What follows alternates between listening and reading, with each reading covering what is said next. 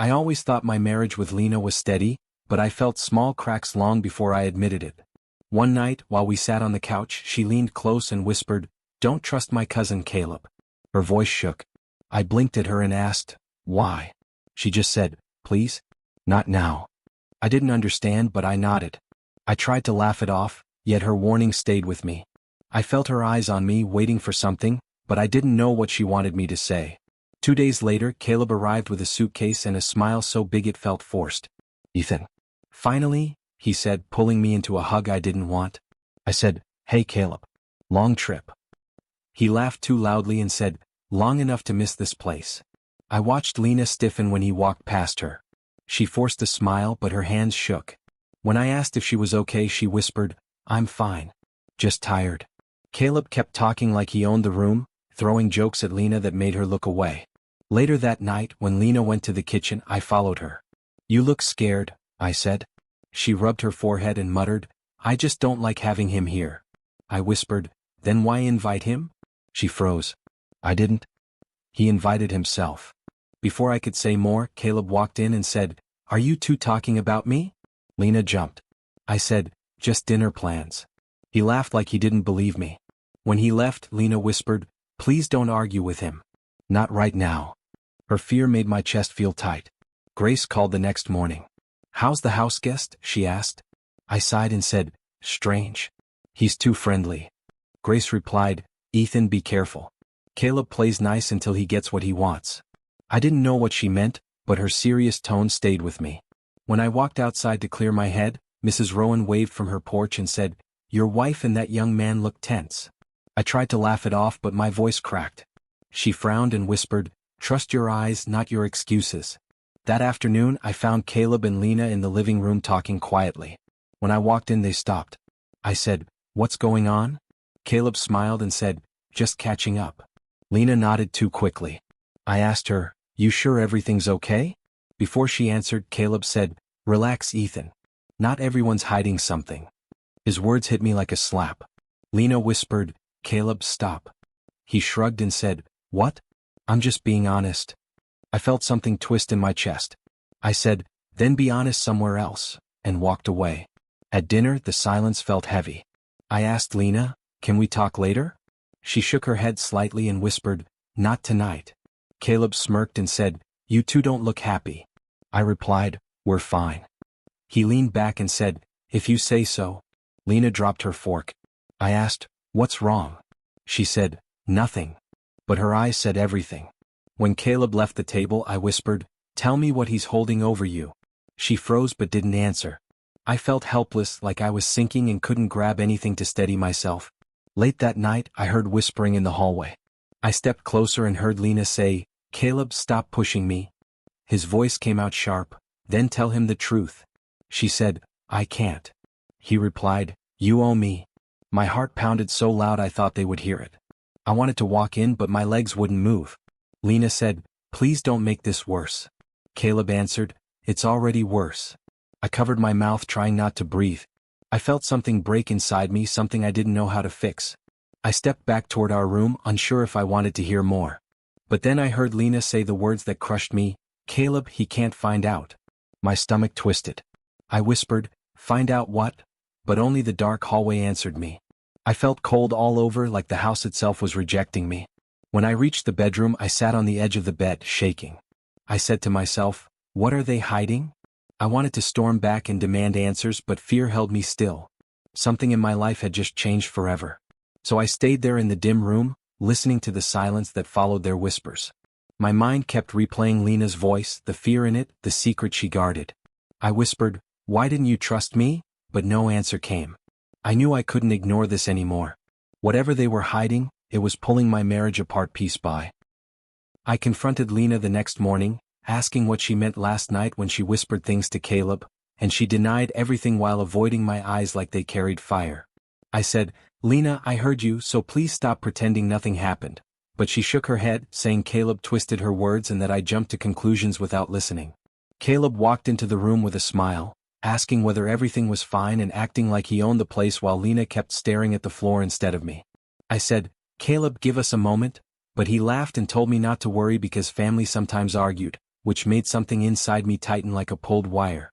I tried talking to Lena again, but she whispered she was stressed and needed space, leaving me standing alone in the hallway with doubts crawling across my skin like insects. A few days later, I came home early after a canceled meeting and froze when I heard Lena and Caleb arguing loudly in the kitchen like the walls were trembling. I stepped closer, but before I reached the doorway, Lena burst out crying and bumped into me, whispering that everything was fine even though her hands were shaking uncontrollably hard. I asked, "What happened?" And she said it was just family drama, begging me not to get involved while Caleb stood behind her with eyes that felt sharper than knives. I wanted to push for the truth, but she grabbed my arm and whispered that she needed me to trust her even if things looked strange from the outside today. Her voice cracked and I backed away, telling her we would talk later, though my chest burned with questions that only grew louder every time Caleb smirked at me again. That night, I locked the bedroom door, but Caleb knocked anyway, asking if I was awake and telling me I should take care of my wife because she seemed lonely. I told him to go away, but he laughed through the door and said men missed warning signs until it was too late, leaving me shaking with anger and fear. The next morning at work, Maya noticed my tired face and asked what was going on, and something inside me finally cracked enough to let a few words slip out. I told her I was dealing with tension at home, and she said I didn't deserve to suffer, urging me to talk before everything collapsed under the weight of secrets. I didn't tell her much, but she listened closely and reminded me I wasn't alone, and her calm voice felt like the only steady thing in my life that day. When I returned home that evening, my phone buzzed with a message from Lena's number telling me we needed to talk alone, but something about the wording felt completely wrong. I stared at the message, wondering why Lena would text instead of calling, and suspicion crawled through me as I realized someone else might be holding her phone right now. I whispered Caleb's name under my breath because the tone felt like him, and the idea of him using her phone made my stomach twist sharply until my hands trembled. I paced the living room, debating whether to reply, but fear stopped me because answering might give him exactly what he wanted, whatever that twisted goal might actually be today. I finally typed a short response asking where to meet, hoping to expose whoever sent it, and when the typing bubbles appeared immediately, my heart nearly slammed through my chest. The reply told me to come alone to the nearby park, and dread spread through me because Lena hated that place, confirming immediately that she wasn't the one sending anything. I considered calling Lena, but the thought of Caleb answering her phone made my throat tighten, so I decided to wait and watch carefully before making any reckless move today. I sat on the couch listening to the clock tick, each sound reminding me how far my marriage had fallen, and I whispered that something needed to shift before shattered. When I finally stood up, my hands were shaking, and I felt like I was stepping into a storm bigger than me, one that had been gathering my home for. I heard the front door creak slightly, and for a moment I thought Lena had returned, but the hallway stayed empty, reminding me how alone I felt inside my house. I checked the message again, wondering whether answering would make things worse, but I knew something had already shifted beyond repair the moment Caleb stepped into our lives that day. I whispered, "What are you planning, Caleb?" Even though nobody could hear me, and saying his name out loud made the air feel heavier like it carried something poisonous today. I set my phone down and stared at the ceiling, wishing Lena would walk in and explain everything honestly, but wishing had never fixed anything between us, especially not recently. I finally picked up the phone again, opened the message thread, and stared at the last words, feeling certain they came from Caleb. "We need to talk. Alone. Right now." I closed my eyes and whispered that everything was falling apart faster than I could stop it, and the message on my screen felt like the beginning of something terrifying. I went to the place the message mentioned even though every part of me screamed to turn back, and when I reached the empty park bench I whispered, "Lena?" hoping she would appear and tell me this was a mistake. Instead, Caleb stepped out from behind a tree, smiling like he'd been waiting for me longer than I'd been alive, and I felt my stomach twist so tight I almost couldn't breathe. I said, "Why are you using Lena's phone?" And he shrugged like it didn't matter, telling me she wasn't thinking clearly and that someone needed to explain the truth before I ruined everything. I said, "Tell me what you think the truth is," and he laughed softly, walking closer until I smelled his cologne, the same scent I'd noticed lingering around the hallway the night before. He said, "Lena and I were close long before you came into the picture," and the words hit me like a punch because he sounded too confident, too rehearsed. I told him, "You're lying," but he just shook his head and said, "Whenever you two fought, she came to me. Whenever she doubted your future, she turned to me." I said, "She married me," and he answered, "Because she didn't know what she wanted back then, but now she does. She belongs with me." Hearing him say that made something bitter rise in my throat, and I said, "You're trying to break my marriage?" But he replied, I'm just taking back what should have been mine. I stepped back, whispering that he was delusional, and he smirked, saying, "You can call it what you want, but you know I'm right. Look at how she acts around me.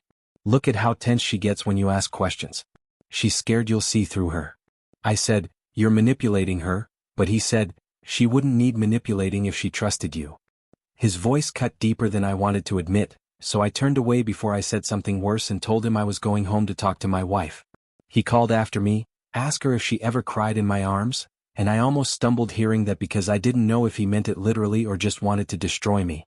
When I reached home, Lena sat on the couch with tears streaming down her face, and the moment she saw me she rushed toward me whispering, "I'm so sorry. Caleb twisted everything. Please don't believe anything he said." I said, "He used your phone," and she nodded quickly, saying he grabbed it when she tried to distance herself from him. I asked, "Were you too close before we married?" And her voice cracked as she said, "Not like he made it sound. I trusted him because he helped me during a rough time, but I never wanted this." I said, "Then why does he think you belong with him?" And she covered her face with her hands, whispering that Caleb always blurred lines and that she never corrected him strongly enough because she didn't want to lose the only family member who stayed close to her. Her explanation felt shaky, like a bridge missing half its support beams, but I didn't want to explode, so I sat down and whispered, "Tell me everything."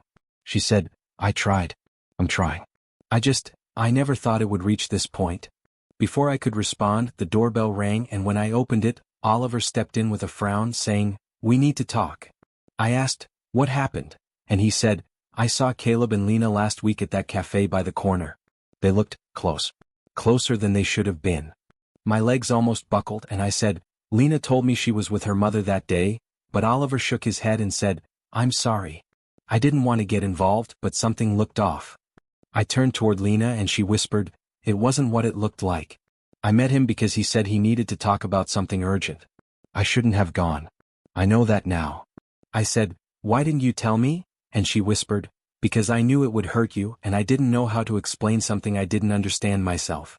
Oliver glanced between us and stepped back, saying he didn't want to make things worse, then left quietly while I stared at Lena like I was seeing her for the first time. I whispered, "Were you ever honest with me?" And she said, "Yes. I just kept things from you because I was scared you'd see me differently." I shouted, "I already do," and the room fell silent, leaving only our breathing echoing off the walls that felt too close around us. That night I tried to sleep, but my mind spun in circles, and when I went to grab a blanket from the closet, something dark on the floor caught my attention. I bent down and lifted it, whispering in disbelief when I realized I was holding Caleb's jacket, the same one he wore when he smirked at me in the hallway days ago. My chest tightened painfully as I walked to the living room and said, "Why is his jacket in our bedroom?" Lena froze like she couldn't move, and after a long moment she whispered, "He came in earlier this week when you weren't home. I told him to leave. He took it off and forgot it." I said, "You let him in our bedroom?" She shouted, "I didn't let him. He walked in." Her voice cracked and something inside her finally snapped as she yelled, "Maybe I did trust him more than I should have. Is that what you want to hear?" Those words felt like a blade pushed straight into my chest, and I stepped back slowly, whispering, "I need to leave."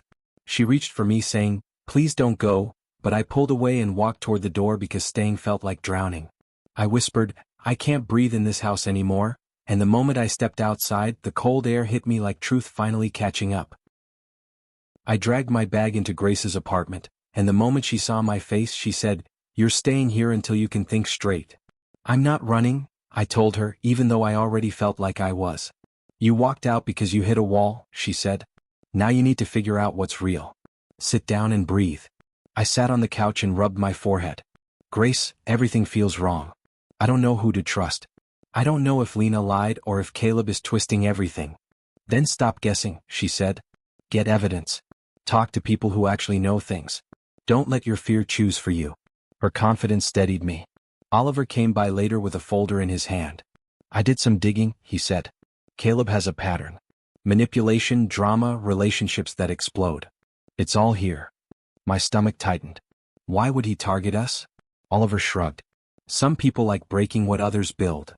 Before I could open the folder, my phone buzzed. Unknown number. When I answered, a calm voice said, "This is Dylan Frost, Caleb's brother. I heard what he did. We should talk." I stiffened. "Why would you help me?" "Because I've spent years cleaning up after him. Dylan said. And you deserve to understand who you're dealing with. We met at a small cafe near Grace's place. He looked tired, like someone who had carried heavy stories way too long. Caleb doesn't care about love, Dylan said. He cares about attention. Someone else has it, he wants it. He's taken friends from me, partners, even work recognition. If you showed affection to Lena, he wanted it for himself. That sounds insane, I whispered. It is, Dylan said softly. And he's good at pretending he's the victim. He twists things until people feel guilty for not choosing him. I leaned back, shaking. So he wanted my marriage because it wasn't his. Exactly. When I got back to Grace's apartment, my phone was filled with missed calls from Lena. I hesitated, then answered the next one. Please, she said, her voice trembling, come home. I need to explain. Then explain, I said coldly. Not like this, she whispered. Face to face. Grace squeezed my shoulder, silently telling me she'd drive me if I needed. When I walked into our living room later that evening, Lena stood near the window, eyes red and hands shaking. I didn't cheat, she said before I could speak. But I messed up. I let him get close because I didn't know how to push him away without making things worse. Did he kiss you? I asked. She shut her eyes. Yes, he did. And I froze because he threatened to tell you lies if I fought him. I was scared. I felt heat rising in my chest. Why didn't you tell me? Because I thought you'd leave, she cried. And because I let things go too far. Not physically but emotionally. I trusted him when I should have trusted you. I paced the room. Lena, I found his jacket in our bedroom. She covered her face. I know. He came over when you were at work. I told him to leave. I told him we were done. But he wouldn't listen. You should have called me. I was ashamed, she whispered. I didn't speak. I couldn't. Every word felt like it might shatter something. She stepped closer. Tell me what you want from me. Tell me what I can do.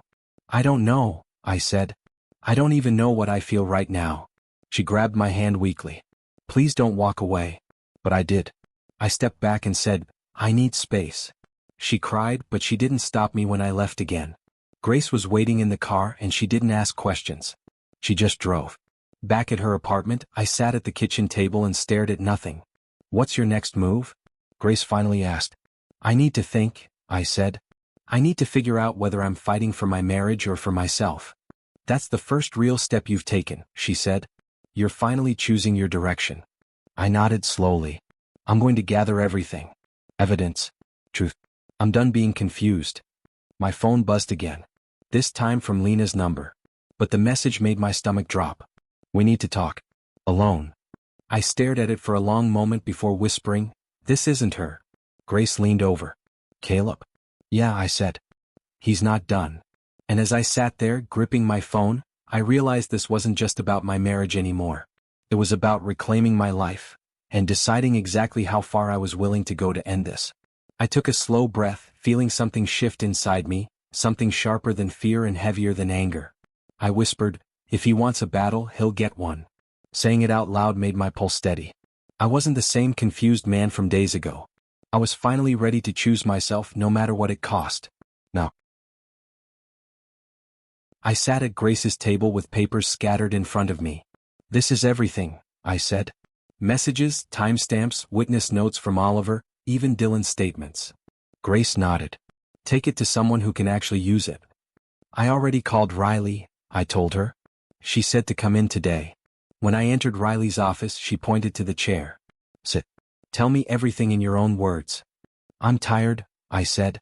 I'm tired of being played with. I want protection. For myself. For Lena too, even if she broke me. Riley tapped her pen. Show me the evidence. I pushed the folder to her. She flipped through it quickly. These messages from Caleb? They show intent. The jacket in your bedroom? That shows presence. His pattern of manipulation? Strong character evidence. So what do? I asked. You file for a restraining order, she said. Immediately. And if he shows up again, you call the police before anything escalates. My phone buzzed. Lena again. Riley glanced at it. If she's trying to make things right, that's fine. But don't walk into anything without thinking. I won't, I said, though I wasn't fully sure. When I got back to Grace's place, Lena finally picked up my call. Her voice shook. I cut him off, Ethan. I told him never to come near me again. What did he say? I asked, bracing myself. He lost it, she whispered. He said I owed him. He said he wasn't finished with us. I hung up. I blocked him. My chest tightened. Good. Keep it that way. That night, everything exploded. Grace and I were watching TV when my phone rang again. Mrs. Rowan. Ethan, she said in a terrified voice. You need to come home. Something dangerous is happening. I shot up. What's going on? It's Caleb, she said. He's outside the building. He's yelling Lena's name. The neighbors are waking up. You need to come now. I'm on my way. Grace stood. I'm driving. When we pulled up to the building, I heard him before I saw him. Caleb's voice, sharp and furious. Lena, get out here. Stop hiding. You said you needed me. You said you cared. My heart pounded as I jumped out of the car. Lena's voice came next, muffled and scared. Stop it. Go home. Leave me alone.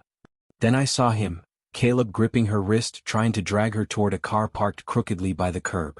Let her go, I shouted. He turned slowly, like he didn't believe I had the nerve to speak. Ethan, he said, almost laughing. Look at you. Coming to save your little wife. Lena yanked her wrist, crying, Ethan, please? Grace whispered behind me, the police are on their way. Caleb sneered. You think you can stop me? She belongs with me. She always did. Something cracked inside me, not fear this time but something firm and sharp. I stepped forward. Let her go. Right now. He scoffed. Or what? You're going to cry again? Run away again? No, I said. Not anymore. He tightened his grip on Lena's arm and she screamed. I grabbed his shoulder and pulled him back with a force I didn't know I still had. I said let her go. He stumbled, shocked. Don't touch me. Then stop touching her, I said, standing between them. Lena sobbed. Ethan, I'm sorry. I'm so sorry. Caleb lunged toward us, but headlights flashed and the wail of sirens filled the street. The police rushed out. Step away from them. Hands where we can see them. Caleb looked around wildly. This is a mistake. She wanted me here. Lena cried, no. I told you to leave. I told you I was done. He froze, finally realizing the power he thought he had was slipping through his fingers.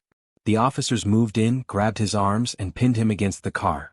This isn't over, he screamed as they cuffed him. You're nothing, Ethan. She's lying. She needs me. I stood there, breathing hard, watching the man who tore my life apart get dragged away. Lena collapsed to her knees. I ruined everything, she whispered. I let him in. I let this happen. I knelt beside her. You didn't deserve his obsession. But you should have been honest with me. I know, she cried. I should have listened to my own warnings. I thought I could handle him. I thought I could protect you. I failed. Mrs. Rowan stepped out from her doorway. Both of you need to come inside, she said softly. This isn't the place to talk. Grace put her hand on my shoulder. You did the right thing. Inside the apartment, Lena wiped her face. What happens now? I sat on the edge of the couch. The truth is out. Caleb's done. But that doesn't fix everything. I know, she whispered. Tell me what you want, Ethan. Just tell me. I stared at my hands. I want peace. I want clarity. And I want to decide my life without fear. Do you still want me? She asked. I don't know, I said honestly. But for the first time I feel like I have the power to choose. She nodded slowly, tears falling again. Whatever you choose. I'll accept it. I looked at the door Caleb had been dragged through moments earlier. This chapter ends with me deciding how the next one begins. And for the first time I didn't feel broken. I felt awake. I stood in the kitchen months later, staring at the quiet walls. Lena walked in slowly. You're up early, she said. I couldn't sleep, I replied. Too much on my mind. She folded her arms. Is it about us again? It usually is. She let out a shaky breath. Ethan, please talk to me. We've been circling the same silence for weeks. I'm not silent, I said. I'm thinking. There's a difference. She stepped closer. Then think out loud. Let me hear you. Let me fix this. I looked at her carefully. I don't think you can fix what you broke. Her eyes filled instantly. I've tried. I've apologized every day. I cut Caleb out. I blocked him. I told the police everything. What else do you want from me? I want honesty, I said. Not panic. Not fear. Not whatever you gave me before. Just truth. She rubbed her face. I gave you the truth. I told you everything. I told you I was scared. I told you he manipulated me. You told me parts, I replied. You never told me why you let him get so close in the first place. She froze. I was weak, she whispered. I know. I was stupid. I know that too.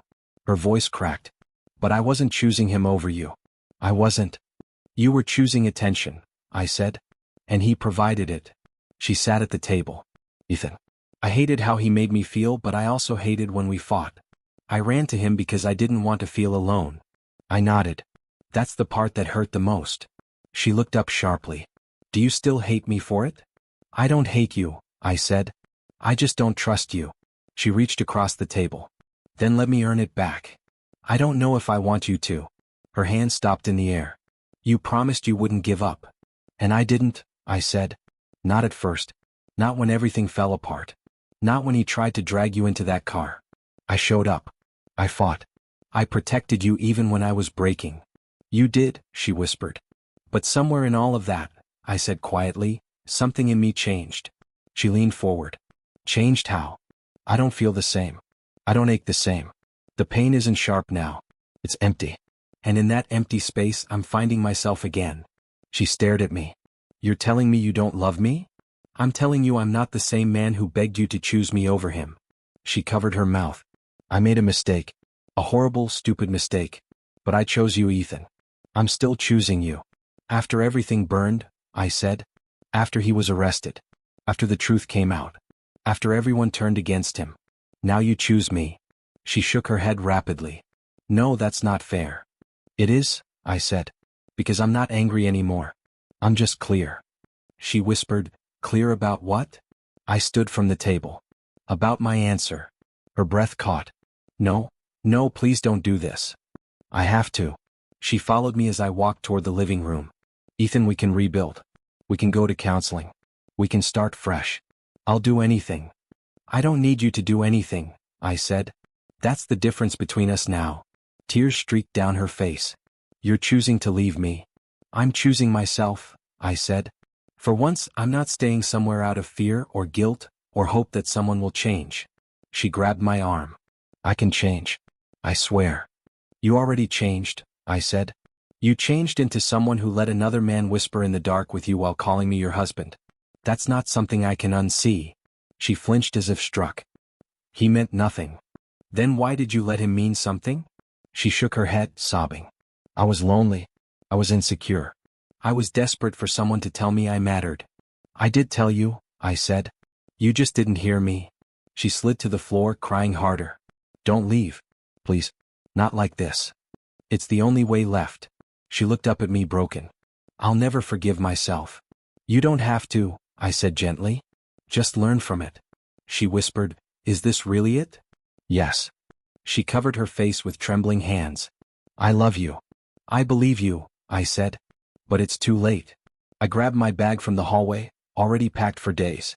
She watched me like she was watching a life end. Ethan, she whispered, please don't close that door. I stepped out anyway. I need air, I said. I need space. I need to feel alive again. I reached the doorway and paused. She waited for something, anything, some sign I might turn back. Instead, I said the words that had lived in me since the night everything fell apart. You should have warned yourself, Lena, I said softly. Not me. The door clicked shut behind me. For the first time, the world didn't feel heavy. It felt free.